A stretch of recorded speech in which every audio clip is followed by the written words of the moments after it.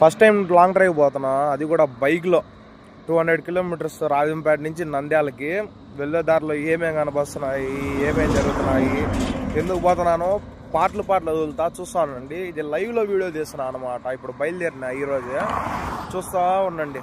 ఎందుకు పోయినానో గెస్ట్ చేసిన వాళ్ళు కామెంట్ సెక్షన్ లో చెప్పండి. ఒక సర్ప్రైజ్ ప్లాన్ చేస్తాం మీకు. వీడియో చూసే వాళ్ళు హైయెస్ట్ కిలోమీటర్స్ బైక్ లో ట్రావెల్ చేసిన వాళ్ళు కామెంట్ సెక్షన్ లో చెప్పండి. మేమైతే ఇప్పుడే ఆర్టీఓ ఆఫీస్ దాటుకున్నాము. ఫస్ట్ టైం ఎందుకో ట్రావెల్ చేస్తామని అసలు చేసినట్టు కూడా అనిపించడంలే. అంటే చాలా సేఫ్ గా ప్రశాంతంగా అయిపోతుంది అంతా. కళ్ళు మూసి తెరిచే లోపల రాజంపేట నుంచి నందలూరుకి వచ్చేసినాము. యాక్చువల్ గా రాజంపేట నుంచి నందలూరుకి వచ్చేదానికి ఒక్కోసారి బోర్ కొట్టేస్తా ఉంటది. రాజంపేటలో ఎంత పెద్ద వ్లాగర్ అయినా సరే నందలూరు బ్రిడ్జ్, నందలూరుని అయితే వీడియో తీయకుండా ఉండలేమన్నమాట. బయలుదేరినప్పటి నుంచి ఇప్పటి వరకు అయితే ఈ పొల్యూషన్ ఒకటి మాకు అడ్డం వచ్చింది.